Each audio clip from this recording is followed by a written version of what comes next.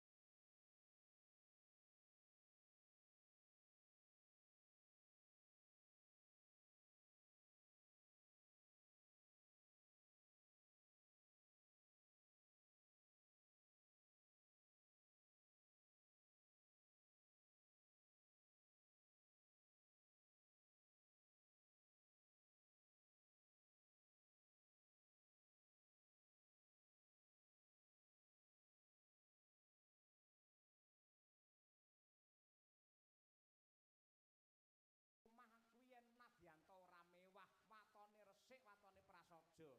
Niku upamane ana wong medhayoh ngoten ya krasan. Weh kepenak omahe kaya ngene, hawane seger, ora ana sampah-sampah sing slebar wonten ing pundi-pundi. Ngoten niku wong dolan wong silaturahim, ngoten niku nggih padha marem.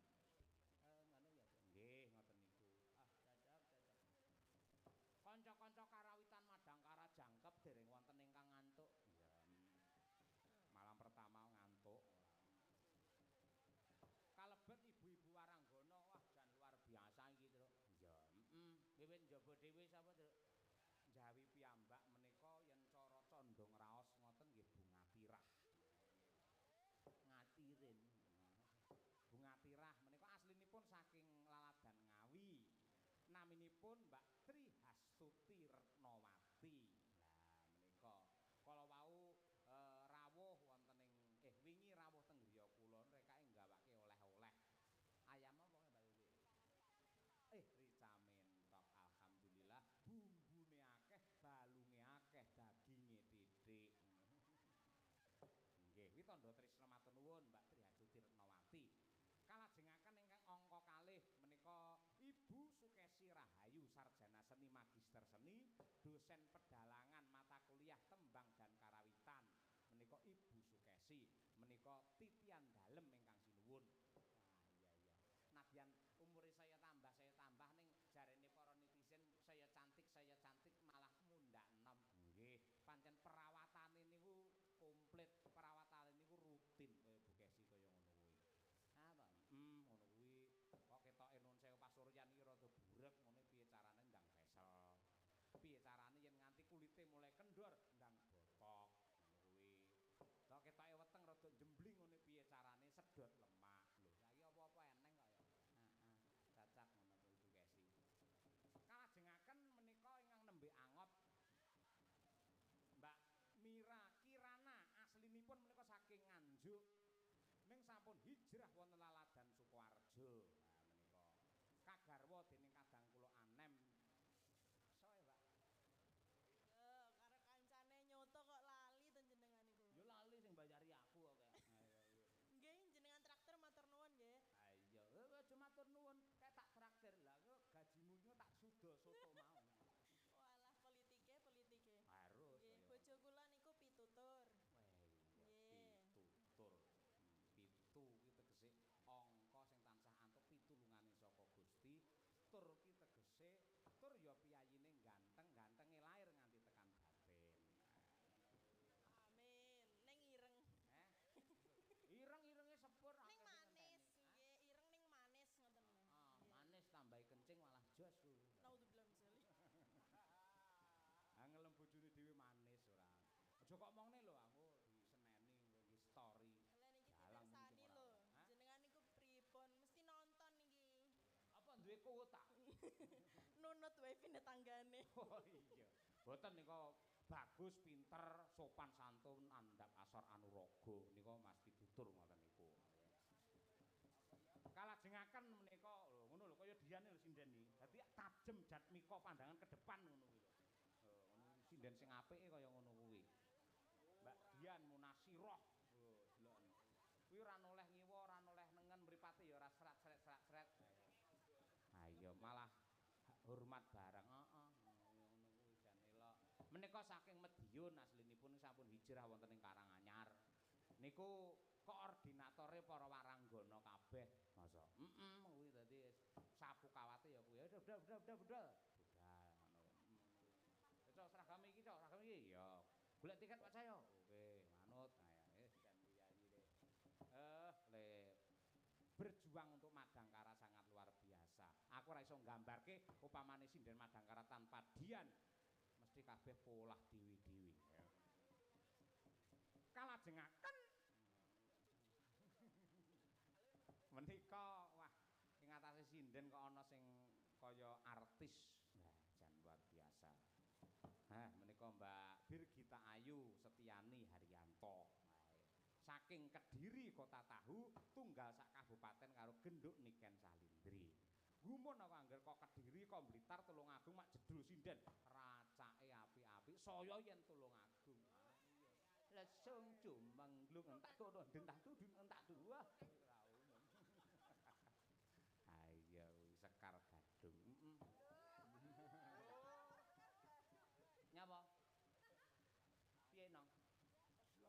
ngerti aku delok aku mendina ya ngono kuwi. Ngono nggih apresiasi. Jangan sampai kita ketinggalan zaman ngono kuwi. Kalajengaken genduk Nimas Ayu Winong Nawangsih menika saking Tulungagung. Menawi teng mriki Birgita kalih Winong ngoten dados sinden harian. Nilek tumodalang jaba ngoten sampun bintang tamu. Saestu. Wingi niku teng Wonogiri napa pundi bintang tamu. Bintang tamumu gawe keri. Ya. Bar jejer utawa menjelang limbukan munggah ora. Dheke bar goro-goro lagi munggah ora. Arep ringkes-ringkes piring lek kuwi. Dene ingkang minangka pamungkasing paseban, wah dan Dimas Niken Salindri. Rumah saku kaya awake dhewe sak baraan ngono ya. Umure kaya aku 17 kowe 16 ngono. Ha iya. Perawatan kok aku. Ha iya. Perawatan botok kulino. Dibotok sisih mencor akhire. Papokmu kapan? Kowe sok-sok ngelokne tutik ngono oleh-olehmu. Iya, terima kasih genduk Niken Salindri. Wah, jan matur nuwun. Ki akeh jadwale nduk sing sampean gabung karo Madangkara ki akeh sakali.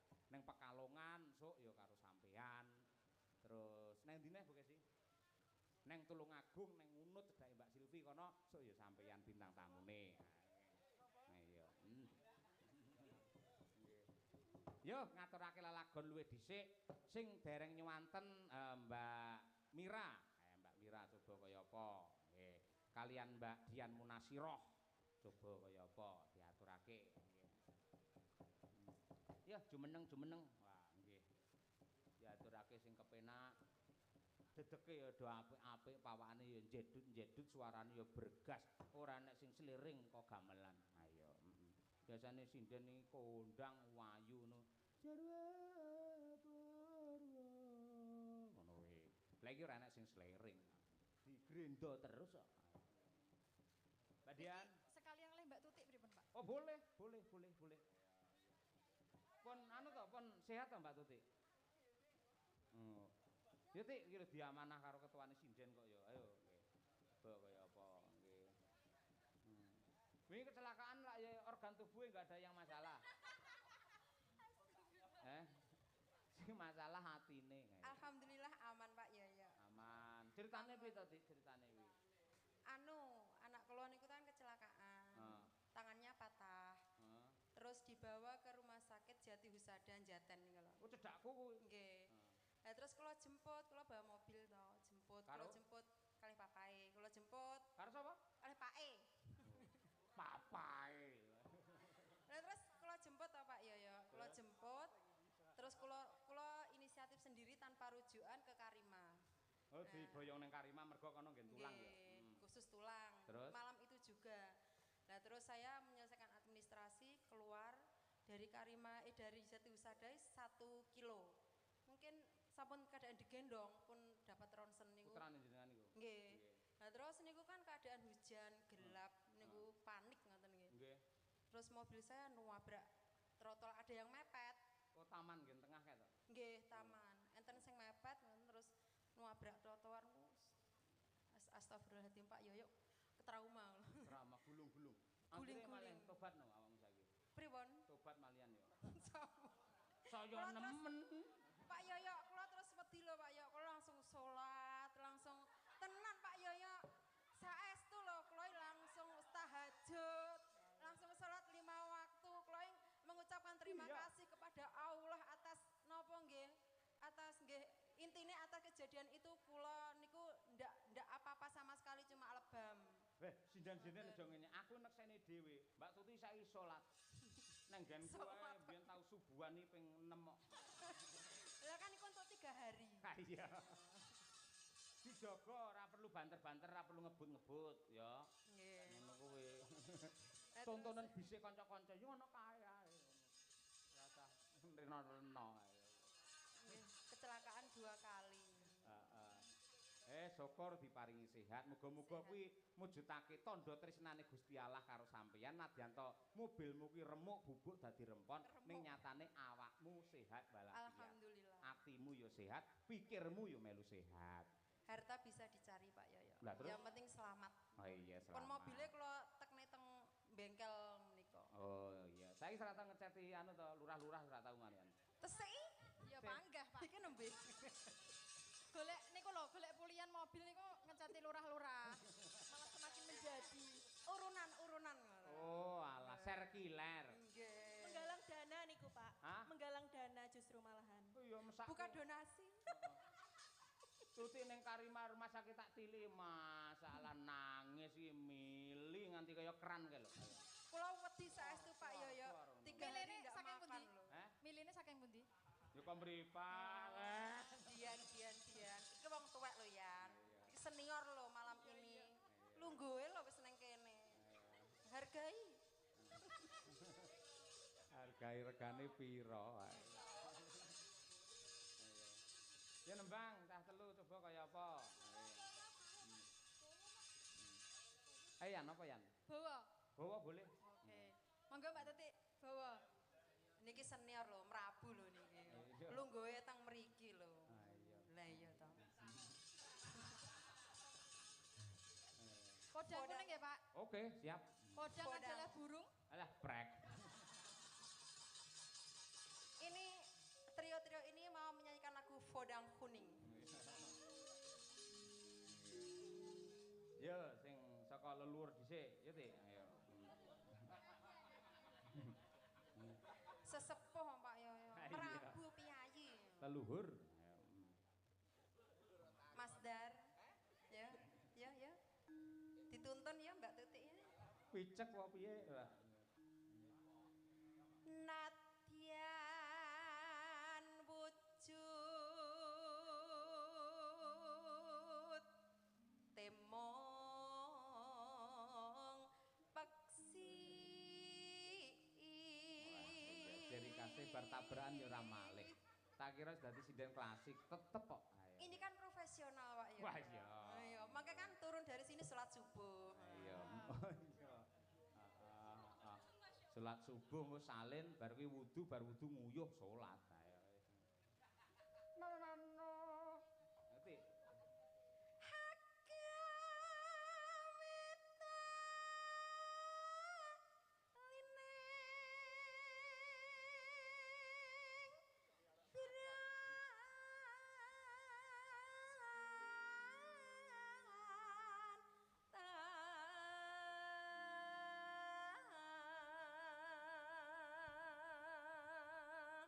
Mbak Dian. Halus. Halus.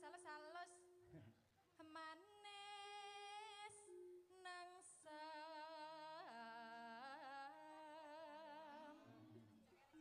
Sing kok liyane iso Radin. Gak iso.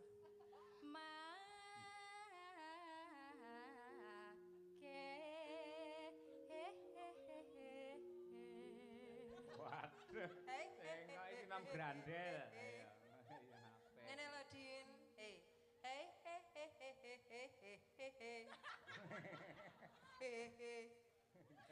Niki kontes cengkok, Pak. Oh boleh.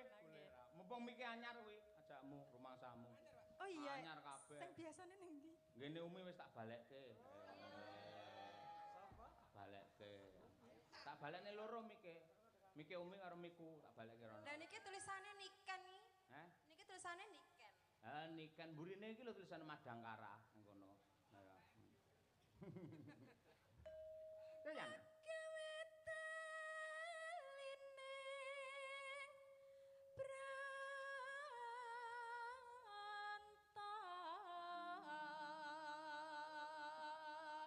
Nonano. Goleki si podang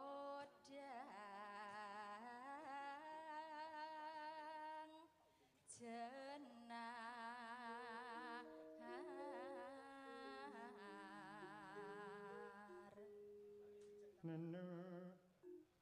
Ayo Mbak Mir, ayo. Iba bunga hingatiku.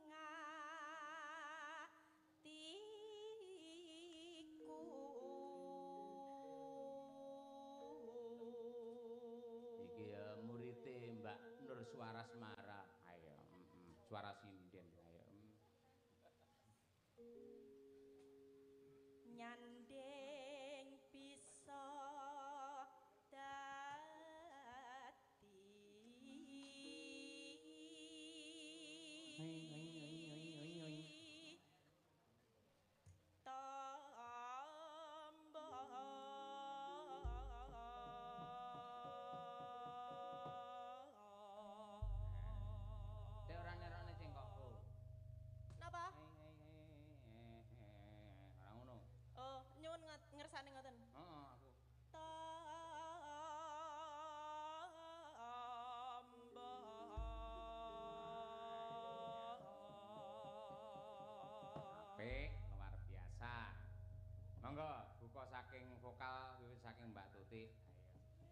esuk terang.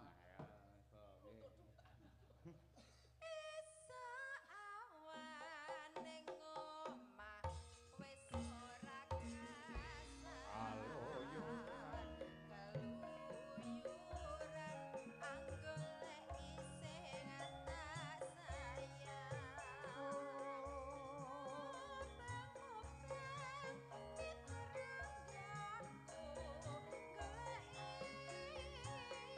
awan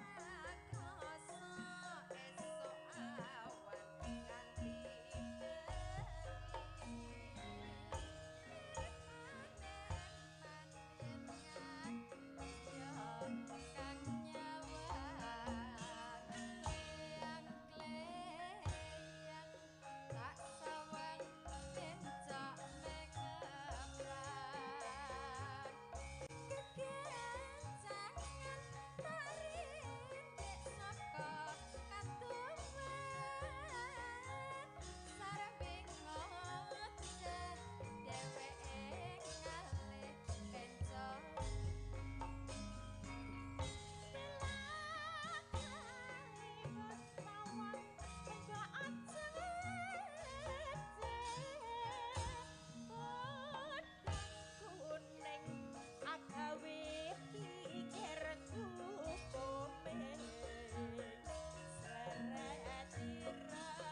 kencok tambah manis lipo bunga yen kelakon nyanding sirahe tak selamat ana mikar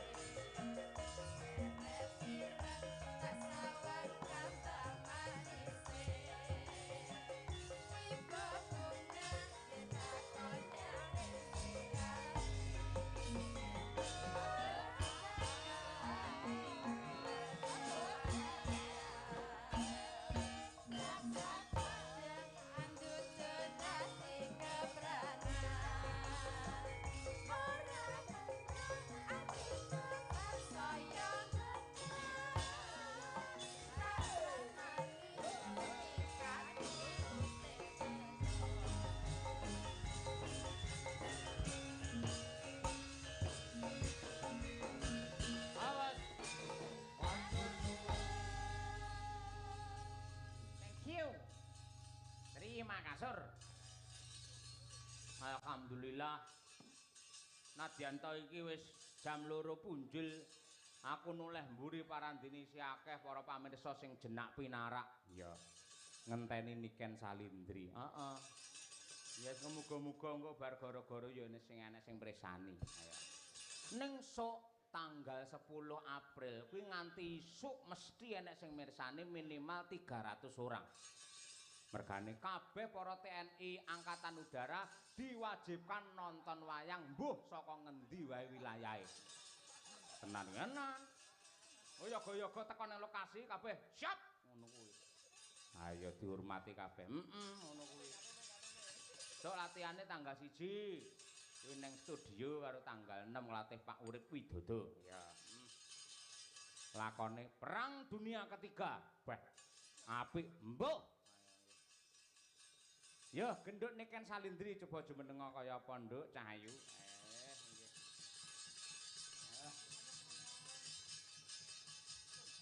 Bocah. Jane dhewe lek napa job nyanyi tok ana jam 12 wis mulih. Parandene mergo senenge karo kabudayan mligine wayang nganti jam 2 nembang mongko engko mulih jam 3. Kaya ngono nduk. Ora pengen leren nyinden nyanyi tok ngono lho ben ra kesel ngono kan.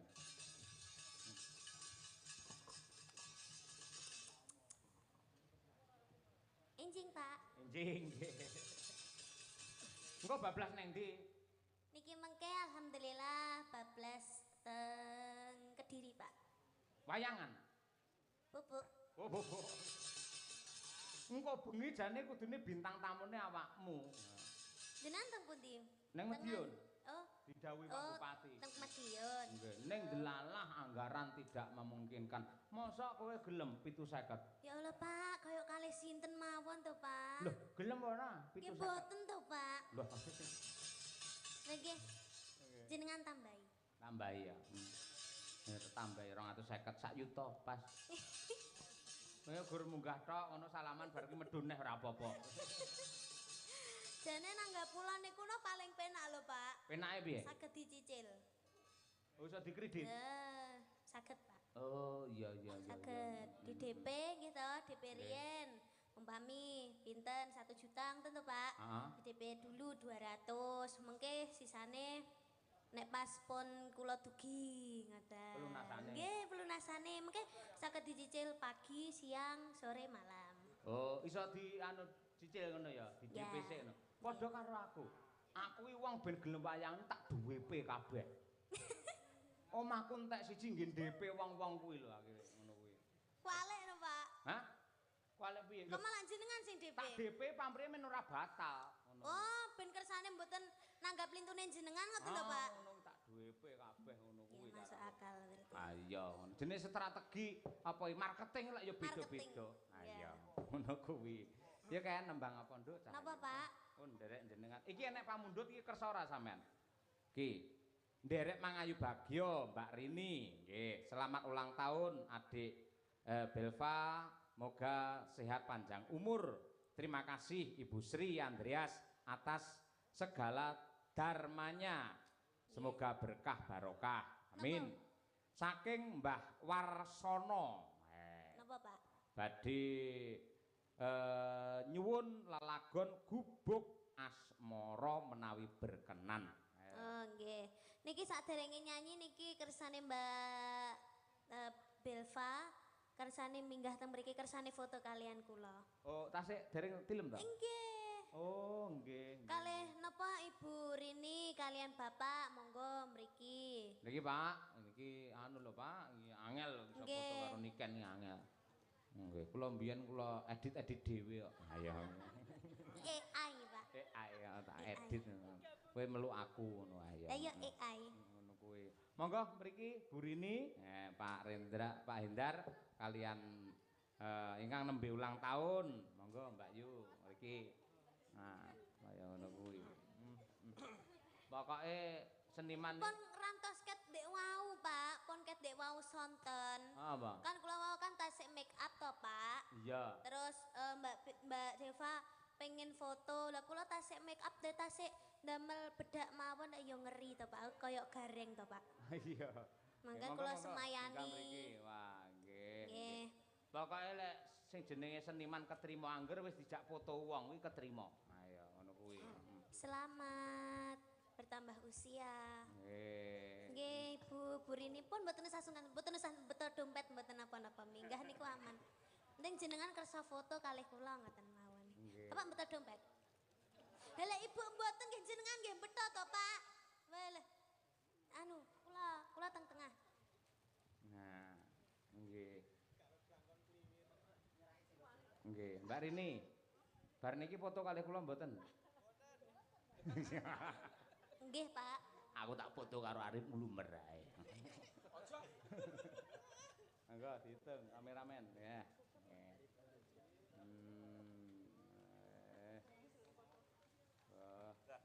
Sudah. Nggih.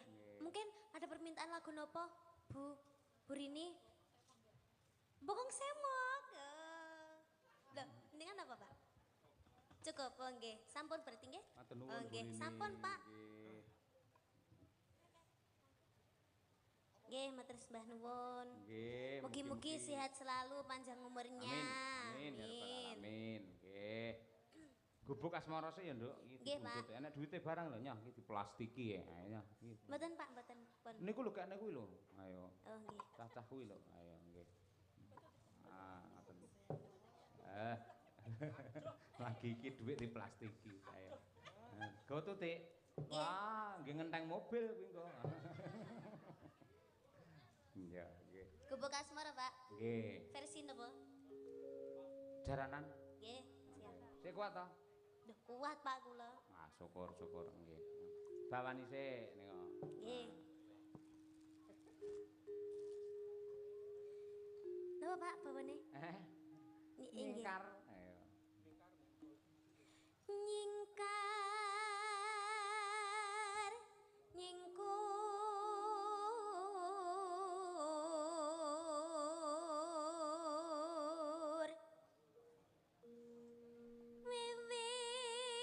wiwitane nyingkar nyingkur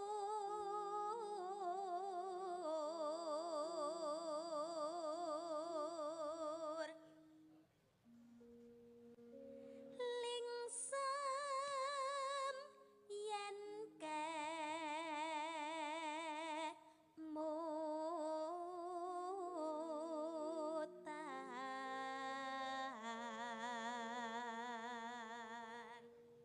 kemutan No. lelampahan kang muri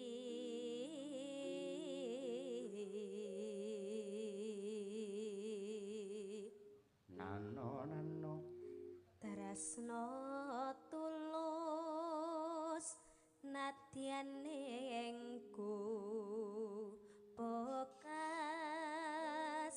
mara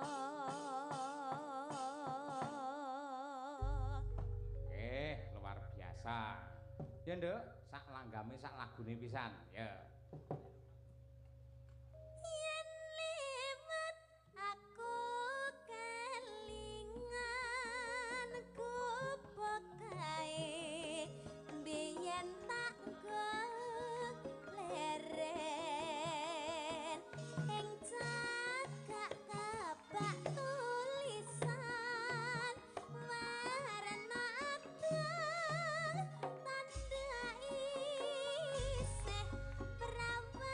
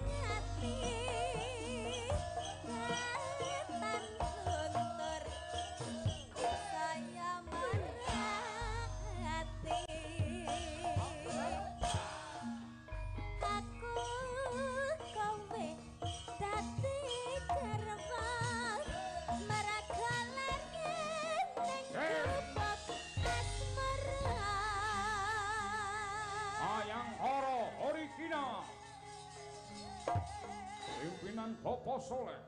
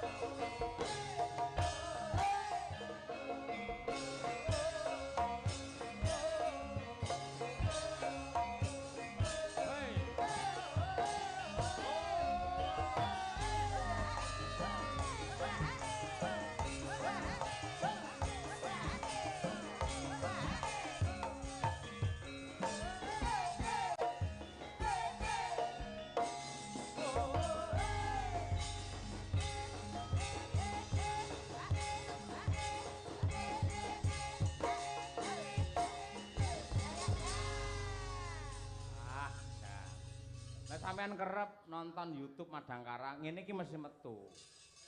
Suwi-suwi kok apal. Nggih, Pak. Mengikuti. Mengikuti profesional. Ya. Siji kas, Nduk, nggih tutupan, Nduk. Monggo, napa, Pak? Sing karyane Mbak Westri ki apa, Keh?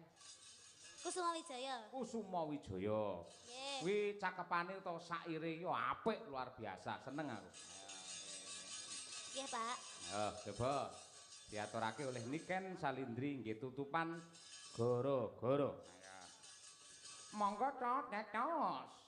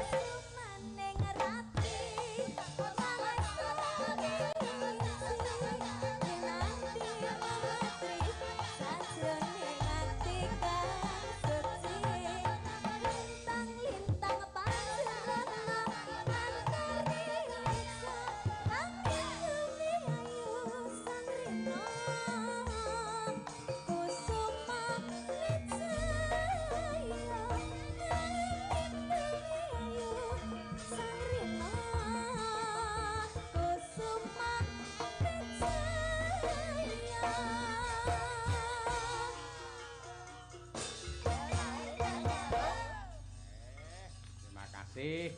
Kena nggih tambah kangen. Ayo, kaya ngono kuwi karo nggih tambah kesel. Kasih Nduk Niken Salindri, terima kasih. Intine pokoke awake dhewe ngaturake panuwun ingkang tanpa upami dumateng Burini kalian Pak Hendar, nggih. Mugi-mugi sak rampunge wayangan jenengan tansah dipun berkahi dening Gusti Allah, rejeki melimpah ruah, dipun paringi putra-putri soleh lan solekah.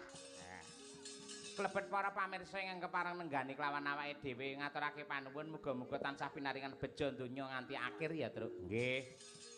Yen nulat dawuhe Rasulullah jeung Nabi Muhammad sallallahu alaihi wasallam, orang yang menghindari debat utawa eyel-eyelan utawa ngotot sama dengan inden kapling di surga. Negara yang rusak ketika pejabat dan masyarakatnya tidak pernah berkarya karena disibukkan dengan perdebatan dan hujatan. Dan siapa saja yang tidak mau berdebat, tidak mau menghujat, itu dianggap orang yang bodoh. Bolak-balikane jaman ngono kuwi.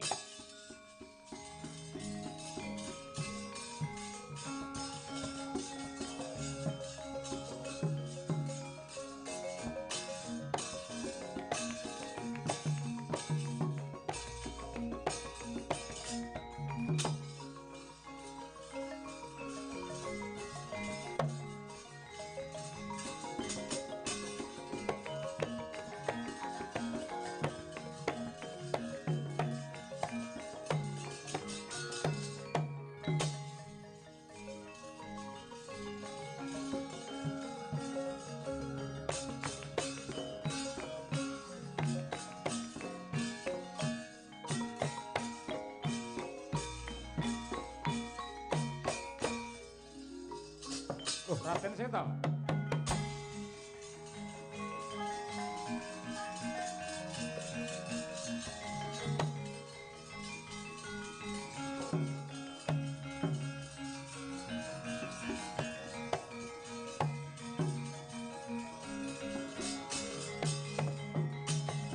Mangancur aku ning angin gugur akraning arga kurnita reh kakiri-kiri orek bumi prakempita padula mangambak ambak sembah pangabekti kula kunjuk Raden Seta. Ora pangling Ponokawan Petruk ndak tampa pangestu Kumara Gagi Tampanana. Nggih. Kula pundi mugi andadosaken jimating gesang kula. Kawis tingal semengko pengawak Bajra Sigra kang mawa gita semunipun nggendhong wigati. Kalilan kula cumadong dawuh Raden. Yektine tiwas kebeneran ripalungguhan iki aku manggihake kelawan kowe Petruk. Lan mestine sing jenenge Repat Ponokawan Catur Semar Gareng Petruk kelawan Bagong ki ranate Genggang Sarikma. Nggih, leres. Lajeng aku kepengin njaluk tulung karo bapakmu Semar merga ana kawulaku ing Wirata sing dimangsa karo Bathara Kala. Bapakmu neng endi? Ripalungguhan samangke nderekaken para momongan kula Pandhawa teteki brata wonten ing pinggiring Kali Gangga.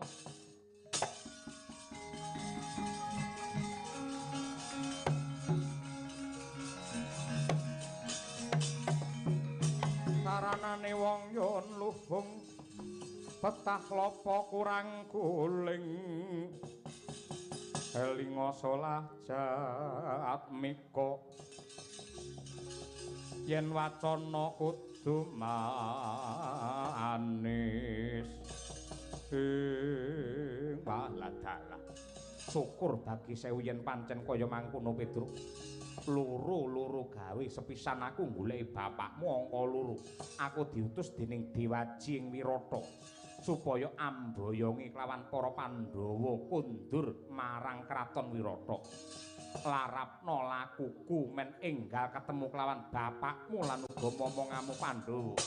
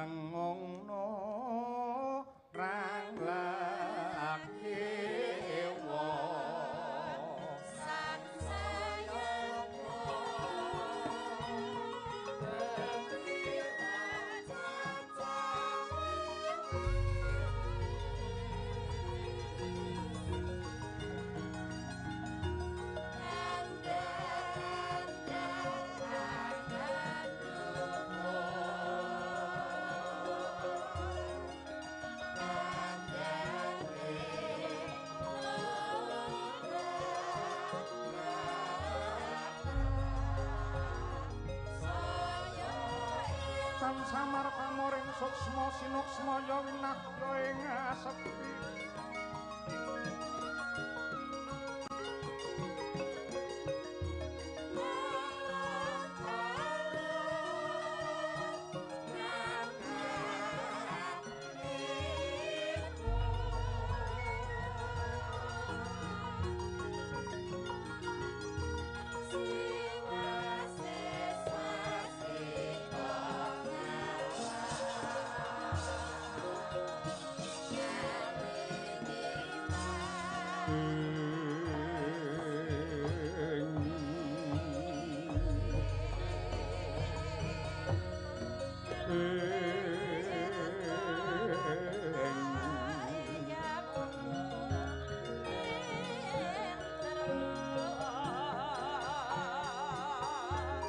sinuksmaya winahya ing asepi sinimpen telenging kalbu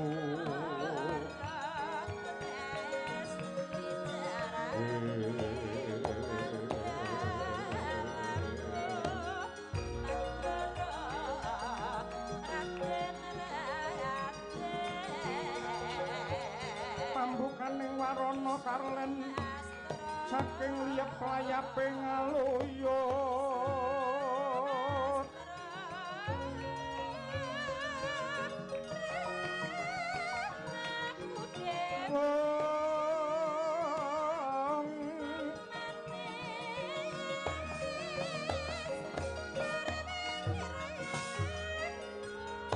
ing tepining Kali Gangga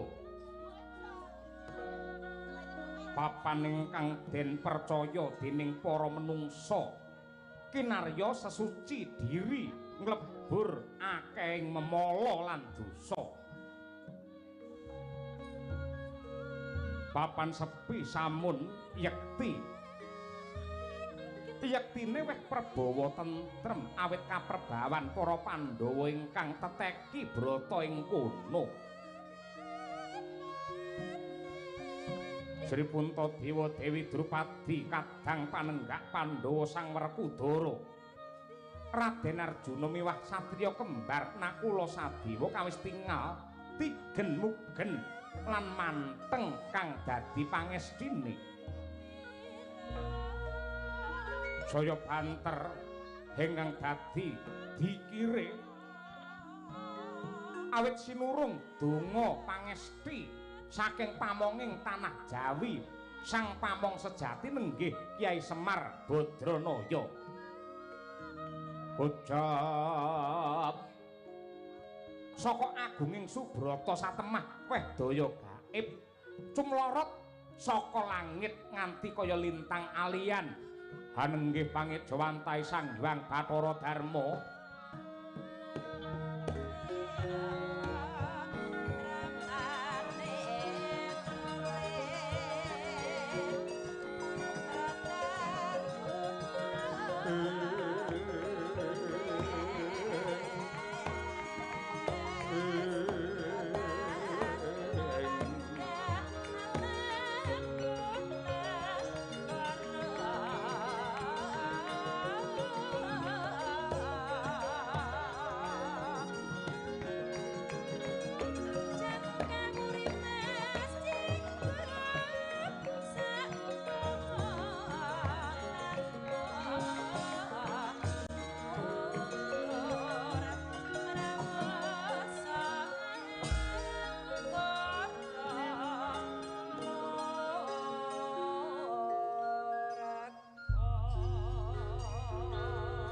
sapa antuk wahyuning Allah ya tumilah mangulah ngelmu bangkit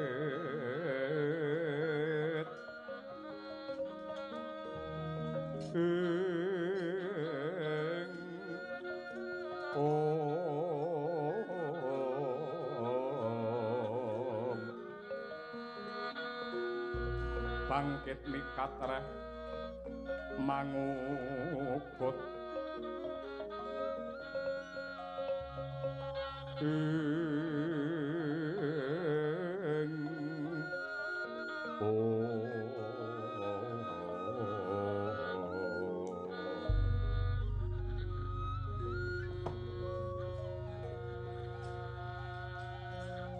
kawula nuwun sewu pukulun Bathara Darma kalilan kula sakadang Pandhawa ngaturaken sembah pangabekti tandha pengaji-aji mawantu-wantu kunjuk sungkem pangabekti kula katur sahandap cenila paduka pukulun Bathara Darma kulup ndak tampa kang dadi bekti kita muga nyembuh marang kasantosaning dharma tumraping para Pandhawa kulup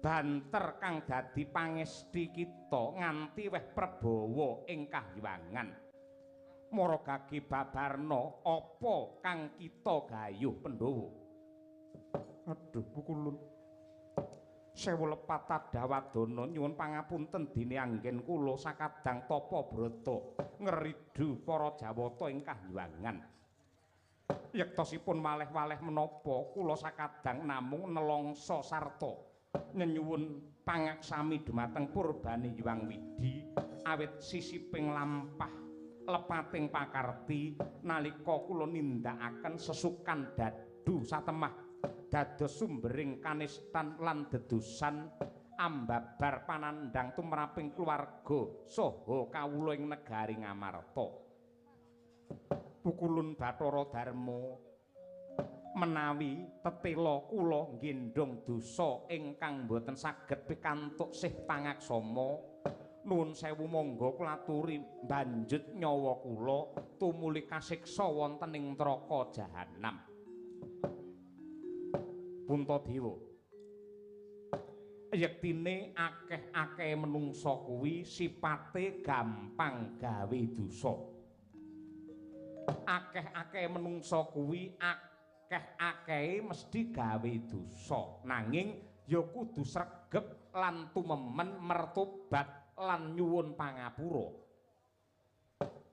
lan nadyan sepira gedene dosa kuwi mau dosa ingkang den tindakake lamun ta manungsa tulus ikhlas anggone mertobat yekti pangeran bakal paring pangapura merga Gusti ki sipate maha welas lan asih ora pilih kasih kejaba saka kuwi sakdawane uripmu tansah nduk rengga kanthi endahing laku dharma lan hambektama upama ripalungguhan iki jeneng kita duwe kaluputan mung sepisan kuwi jeneng jeneng kita tetep mutiarane menungso.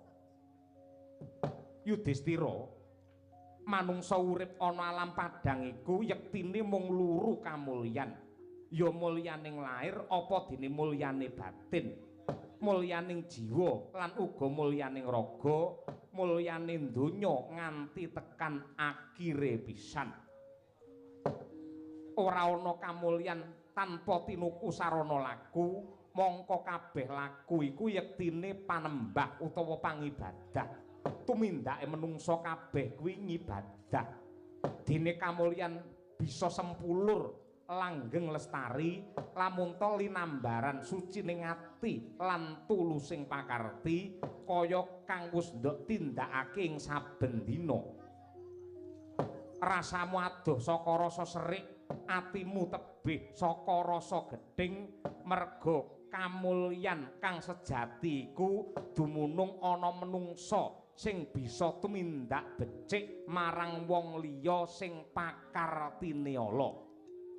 Ndak baleni dawuhku, apik-apike menungsa ki lamun tetep tumindak becik marang wong liya sing tansah ngganggu uripmu.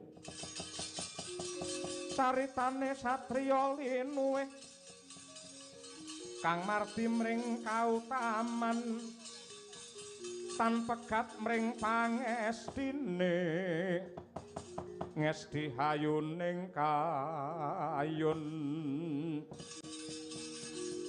pinesu tapa brata jejering panggayo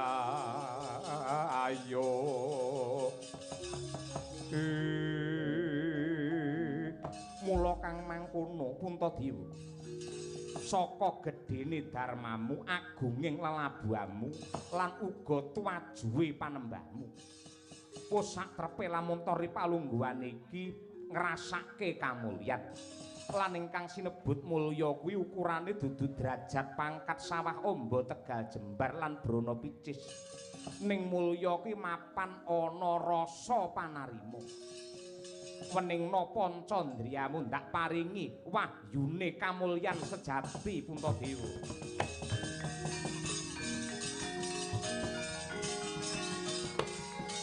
Manguwuk taksih manyura wasine anjur kadang praita sunesara sing kadewaran sajese jatite kawowo kesara awet iku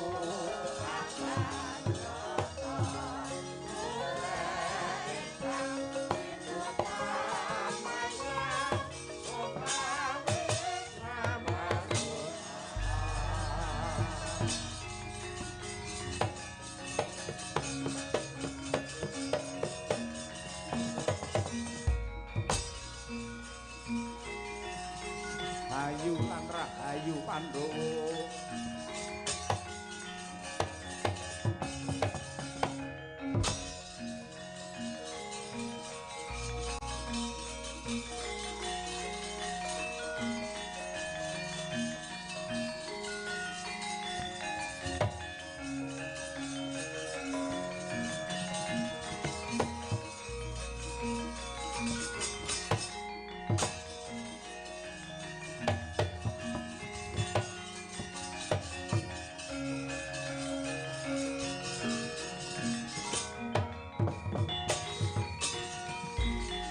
lenglenging driya mangu-mangu mangun kung kandhuan rimang lir-lena tanpa kanin mbegegek ugek-ugek sadulita melai-lai kula tingali Ndara Puntadewa mencorong mawa teja gedhe pangaribawane awit saka panjurung pangestune Kyai Semar Sang Hyang Darma nedhakake kanugrahan wahyuning kamulyan. Mbah, syukur bagi sewu yen pancen kados mekaten. Ning nuwun sewu, wong gawa wahyu, wong gegem wahyu niku abot sanggane.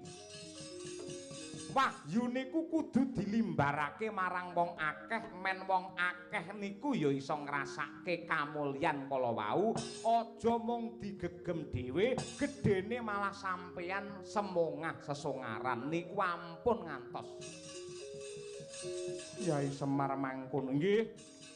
Mila saking menika gandeng sampeyan sampun nampa nugraha, mang eling-eling atur kula. Wong ki yen bar nampa nugraha, wong ki yen bar nampa bondo, adate cepak cobane.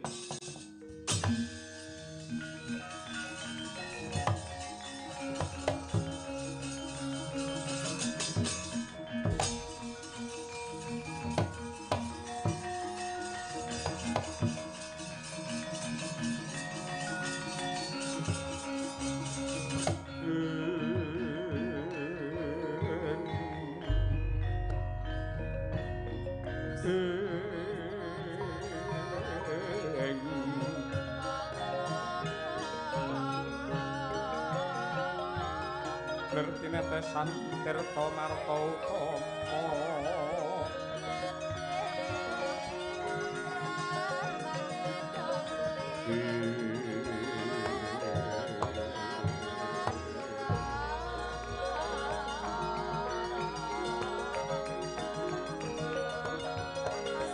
Yayak manggih Ratna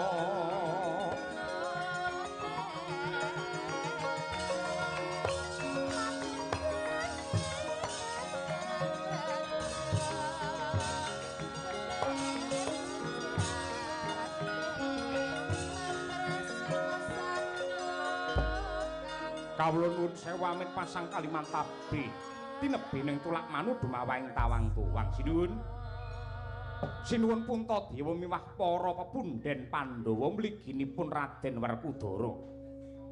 Nyuwun pangapunten menawi kula ngganggu kamardikanipun saklebetipun dika Teteki Brata. Nggih. Mboten dados menapa Sang Prabu. Nyuwun pangapunten mboten kok kami tambuh ning dasare durung weruh. Paduka menika Narendra saking pundi lan sinten jejulukipun? Mbah, dipun tepangaken. Kula wingking saking negari lawas naminipun negari Tabela Suket. Saking negari Tabela Suket dene ndika ndangu dumateng kula pun Prabu Parta Darsana menika anak kula kekalih Dini Dana nenggih pun Bima Retna kaliyan Bima Candra. Keparengipun rawuh wonten ing mriki menapa ingkang saged kula aturaken? Wah, nuwun sewu. Blaka Suta kemawon kula menika kedanan kaliyan jiwa kaprawiranipun Aryasena. Kula menika ngepen kaliyan Aryasena. Ngepen remen sanget ngoten lho. Mila saking menika anak kula kekalih menika naminipun kula paringi Bima. Bima Retna kaliyan Bima Candra. Lah adreng kenceng gembleng tekad kula mriki namung badhe nyuwitakaken anak kula kekalih supados dipun gembleng kaliyan Raden Werkudara supaya dadi satriya ingkang prawira ing yudha.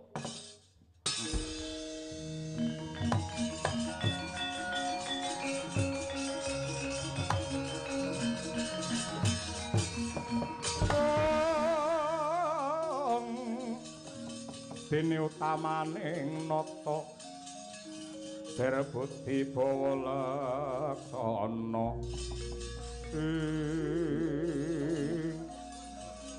bocah-bocah ngriyaine polane kaya salahe sepi apa-apa salahane aku bangeten wong jenenge salangan iki manut karo kodrating Gusti kabeh do nuntut njaluk laris. Ampluk tumpeng tenan ora. Prapane Raden Seta.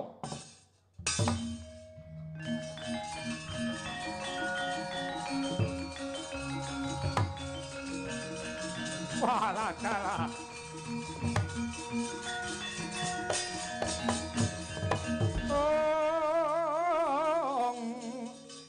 Pinangkul kinempet kempit dosang reknaning bawana Kanjeng Hyang Seta bekti kula katur Hyang wah ladalah kaya lumaku wanci pangklong kepapak obor sewu nggih Puntadewa lan Pandhawa kabeh temu gelang kekalangan jagat tak ubengi sumpahe Seta ora bakal mandhek lamun ta durung bisa ketemu karo mutiaraning para satriya ya kuwi jeneng sira kabeh sak rampunge ontran-ontran Wirata matine paman Kincaka rupa Kinca Rajamala lan uga dirampit wong Ngastina kelawan Ratu Trigarta sing kudune kowe nampa bebungah parandene nek malah mapan ana ing kene nuninggi kula ngrumaosi kathah ing reh dedosan kula mila kula namung nalongsa wonten ngarsaning Gusti wong apik kaya ngono kuwi duwe dosa sithik apa akeh ning gelem mertobat tegese kowe dadi satriya utawa Pandhawa suci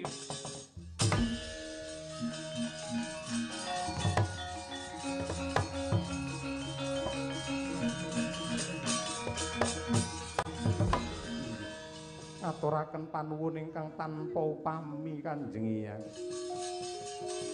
Drupadi aku matur nuwun kowe setahun dadi babu ana ing kaputren inggih mboten dados napa Werkudara kowe dadi jagal Bilawa anake jagal Walakas ya pancen lelakonku kaya ngono kuwi aku mung milih karo keparenging Gusti mergo tekti wering kahanan kuwi peparingi pangeran yen nganti aku ngresula aku bakal diseneni karo Tuhan yo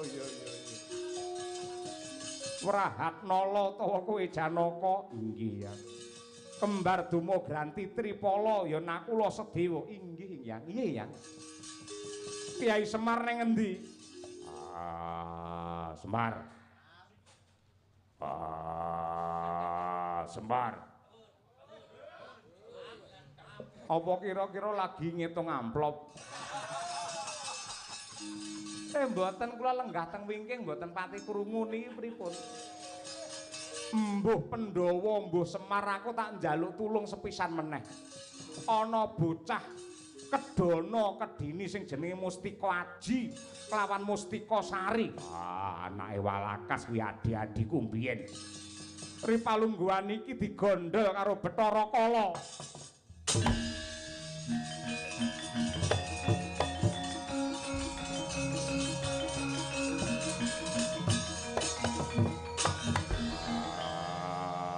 Bima kelawan kowe Bima Candra wonten dawuh Raden ndak tampa paswitanmu nanging ana sarate Jerbasuki mawa biya ngono kae gandeng Pandhawa ki tansah ngrembakake lelabuhan aja ngaku dadi siswane Werkudara yen rung ketok labuhmu ingkang dipun kersakaken rebutan bocah Dana Dini saka tangane Bathara Kala nyuwun pamit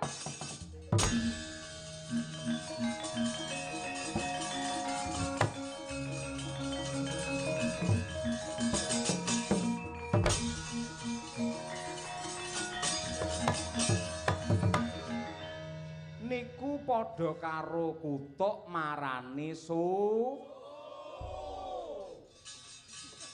sunduk padha karo ula marani gapuk kok ngono sampean merintah niki cah kedini kedana mongko dini dana niki ya bocah Sukerta pun jenengan ruwat durung Kyai ladalah niku padha karo dipakake kala niki mangke kala malah entuk bocah papat niki mangke wah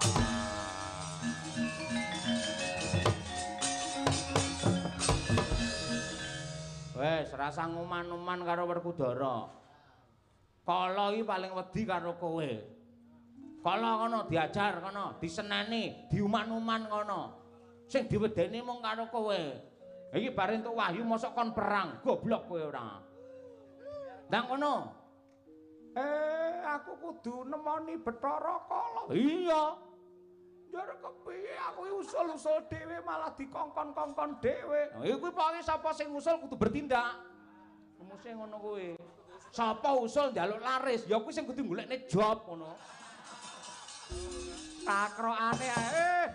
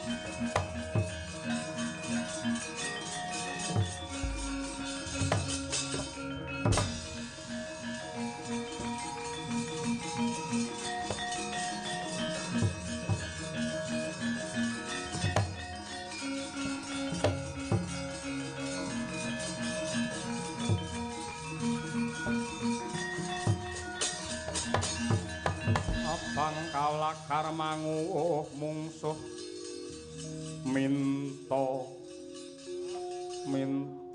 darsana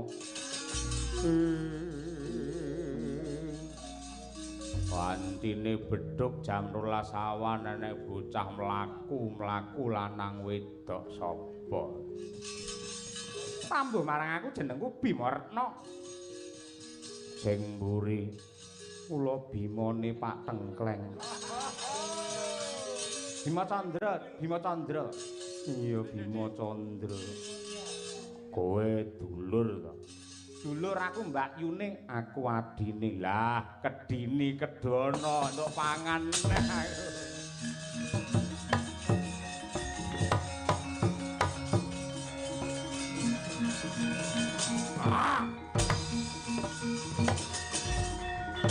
Udu karepe dhewe.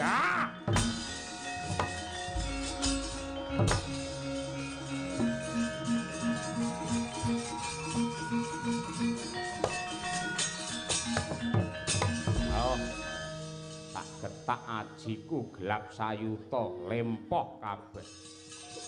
Lumpuh kabeh. Wis ora iso glawat, ora iso sambat angger ditakoni gur Iku entuk-entukamu neng jero wis enek bocah kedini kedono Mustika Aji kelawan Mustika Sari tambahi loro panganku dadi papat cocok tak lebokke gendhoso.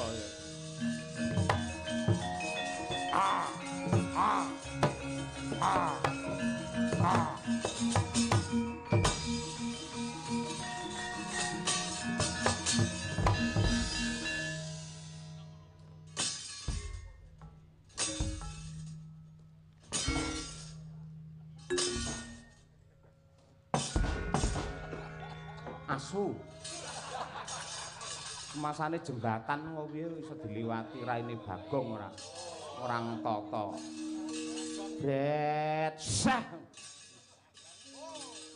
Yai Semar. Iya, genah Semar sapa sing ngarani aku iki baju-bajuri. Sing duwe Bimo kae iya. Sing kok lebokne pira?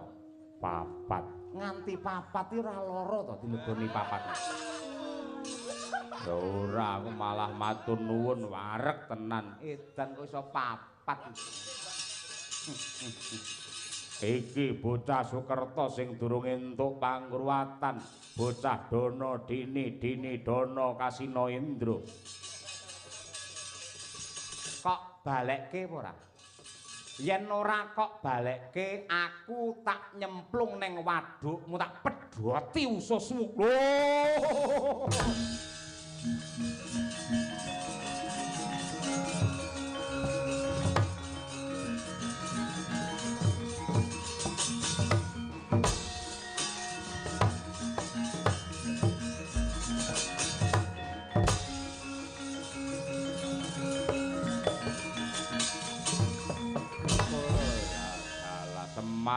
pinter wae. Ngerti karo wujudku, ora ngerti piye gedhe sak gunung anakan. Kowe iso maca tulisan ning bathukku, ning gegerku, ning dadaku, ngerti? Sing ning bathuk santi laeng. Sing ning dada santi laeng. Sing ning geger santi laeng. Piye to kowe? Aku luwe, yen luwe golek pangan sing kalal. Ning iki dawuhe Bathara Guru bocah sing rung entuk pangruwatan, bocah Sukerta ki entuk tak pangan. Ngono ya ngono, ning aja ngono. Kowe ngrugekke karo wong liya. Kowe golek wareg kena, golek sugih kena, golek pangkat kena, ning aja ngiles-iles kancane.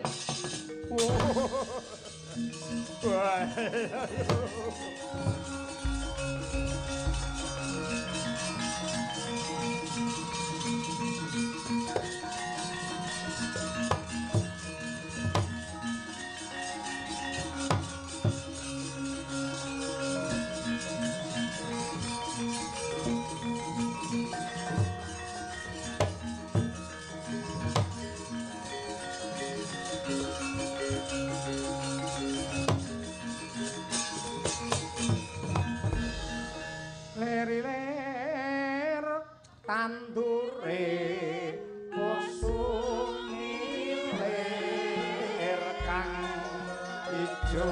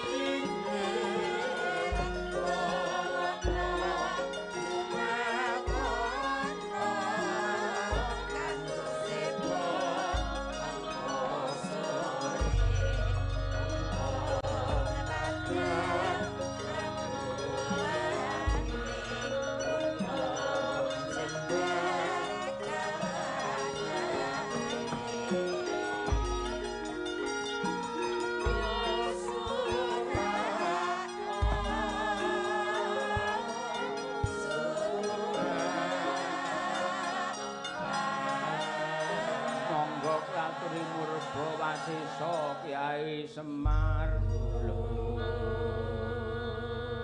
Pamungkas to Palakas. Oh iya Palakas. Kok tekan kene we? Kudune ning Sriwedari kok tekan kene ngono. Oh ya anakku nganti ra tega. Prabu Parto Darsana, Parto Darsana. Niki. Ini dadi rong setel to. Ingkang nami Mustika Sari Ngacung. Sing jeneng Setyaji Ngacung. Mboten Setyaji, Mustika Aji. Oh iya Mustika Aji. Klera kleru. Terus sing jenenge Bima Retna Dumilah, mboten ngangge Dumilah Bima Retna ngoten, Mas. Ha, sindi.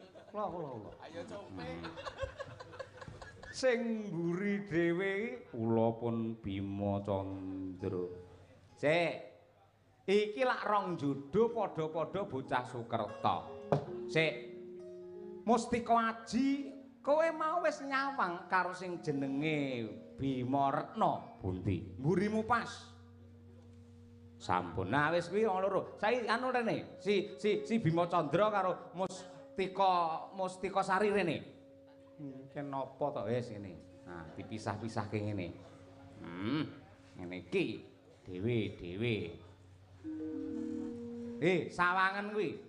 Sawangan Bima Retna kuwi. Nggih. Piye, cahe piye? Jan. dos. Nah iya ngono kuwi. Kowe gelem tak rabekne karo kuwi. Gini to. Nah, ngene carane golek solusi. Iki Bima Candra yen kowe nyawang karo Mustika Sari piye? Kok awon sanget. Ora kudu kuwi lho ngarepmu lho. Nggih. Tresna apa ora? Nggih, tresna. Tresna piye? Tresna Sudra. Nah, wis gathuk ta. Mbah Walakas karo Prabu Parto Darsana semune wis dadi jodho. Ya dalan iki kanggo ngrampungi perkara Mustika Aji karo Bimarna rabi, sak banjure Mustika Sari rabi karo sing jenenge Bima Candra, sineksen jagat sak isine.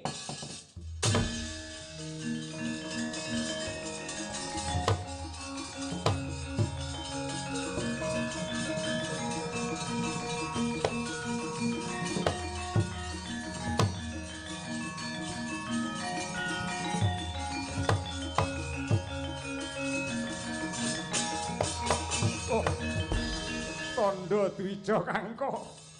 Tandha Dwija Kangka. Aku njaluk ngapura. Oh.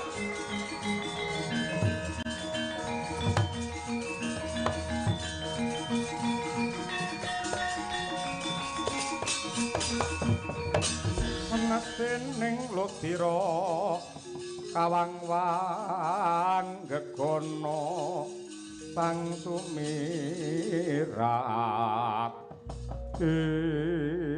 anggenku ngenteni kabar saka Arya Seta kaya ngenteni ku mambanging watu item sileming prau gabus mula banjur tak jangkah nganti tekan tepining Kali Ganggo. Untadewa Drupadi Bratasena Arjuna kelawan kembar Nakula Sedewa aku mung bakal ngaturake panuwun lantaran kridamu sing sajroning panandhang parandene bisa ambirat Sukerta ning negara Wirata. Aku njaluk ngapura kowe ratu sing jujur parandene mbiyen tak kepruk nganggo dadu bentet bathukmu dleweran getihmu. Muga sineksen sak isine yen pancen Duryudana cukeng lan kenceng depani kamukten Ngastina sing janjane darbekmu. Pandhawa aja ngetokke senopati, aja ngetokke ragat sing ngragati perang sing dadi senopati anak-anak Wirata besok.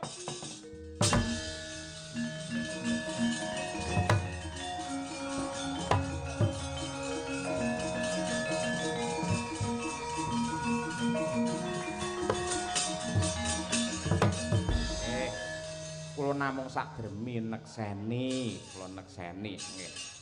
Kula nguyung-nguyung anyeng kuyung.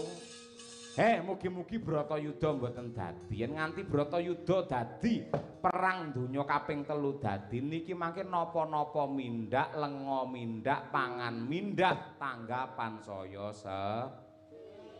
sempulur ngoten niku. Merga sing jenenge seniman kuwi kudu mbudidaya supaya bisa nglipur marang para warga sedaya. Merga sing jenenge budaya niku dadi jati kebon utawa jati alas. Sembada kang jinangka rahayu kang tinemu Basuki kang KSD, keluarga ageng Ibu Rini kalian Bapak Rendra mugi-mugi tansah hayu lan rahayu salaminyo.